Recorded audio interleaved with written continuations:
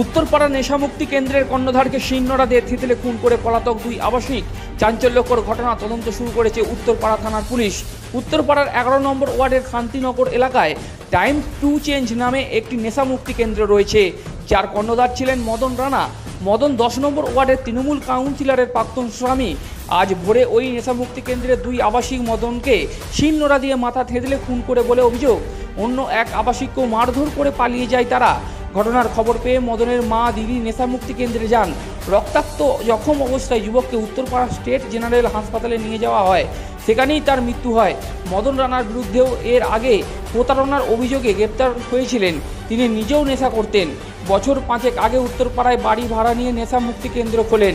Police সূত্রে জানা গেছে, অভিযুক্ত আবাসিকরা পুজোর আগে বাড়ি যেতে চাইছিল, তাদের ছাড়তে রাজি ছিলেন না মদন। তাই নিয়ে বচসা হয়। আজ ভোরে রান্নাঘরের চাবি খুলে শিলনোড়া নিয়ে এসে নেশামুক্তি কেন্দ্রের মালিকের উপর চড়া হয় অভিযুক্ত আবাসিকরা। অভিযুক্তদের বাড়ি দমদম বেলঘরিয়া এলাকায় বলে জানা গেছে। তাদের গ্রেপ্তার করতে তৎপর হয়েছে পুলিশ। কি করে হলো দিদি এই ঘটনা? আমি কি বলতে পারি না, আমি কর্ণগরে থাকি। বসো বসো বসো বসো একটু বসো, এখন দেখতে পাবে না। কখন আপনি কি খবর পেলেন? 7:45 নাগাদ ছোটকা বলে একটা ছেলে, ও গেল, গিয়ে দরজা ঠকঠক করলো, মানে আমিও উঠবো বললো তাড়াতাড়ি চল, তোর ভাইকে সেন্টারের ছেলেরা মিলে খুব মার মেরেছে, মুখটা চেনা যাচ্ছে না। আমি কোনো রকম স্যার মুখে জলটা দিয়ে চুড়িদার পরে চলে এসেছি। আমি আসাতে আমার ভাই নিঃশ্বাস নিচ্ছিল, নাক ডাকছিল, কষ্ট হচ্ছে ওর, রক্তে রক্তে ভর্তি, বালিশ টালিশ সব ভিজে গেছে, কিন্তু কোনো কথা বলতে পারছে না আমার ভাই।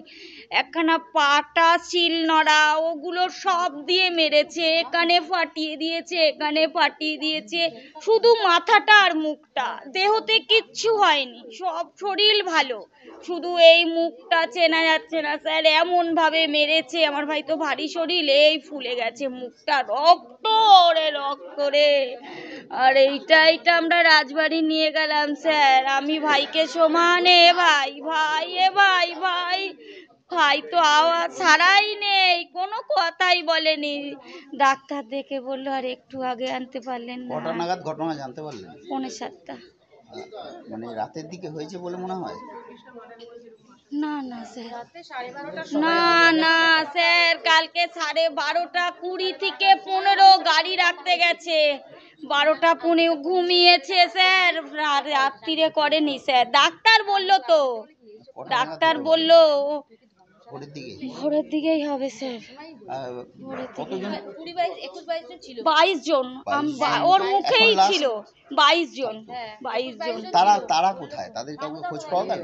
না, তারা তো মেরে পালিয়ে গেছে, তারাই তো মেরেছে।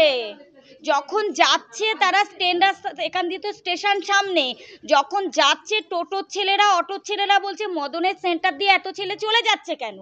তারা কিছু লোক হয়তো দেখতে এসছে, ওকে ফোন করেছে, ওকে ফোন করেছে, সেই সূত্রেই 2-1 জন হয়তো দেখতে এসছে, তারপরে বলছে মদনের এরম দিয়ে এরম, এইটা পুরো খোলা, এইটা খোলা, সন্দেহ হয়তো ওদের হয়েছে।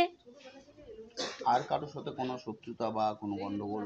শত্রু তো সবার সঙ্গে বলতে, কেউ একটু চিৎকার করে কথা বলতো, আমার ভাই একটু মুখ স্বাভাবিক, ও নেশা করতো, আর কি বলবো, চলেই তো গেছে, আর শত্রুতা বাড়িয়ে কি লাভ। আমাদের তো কেউ রইলো না ছেলে বলতে, আমার মা, আমি আর মেয়ে।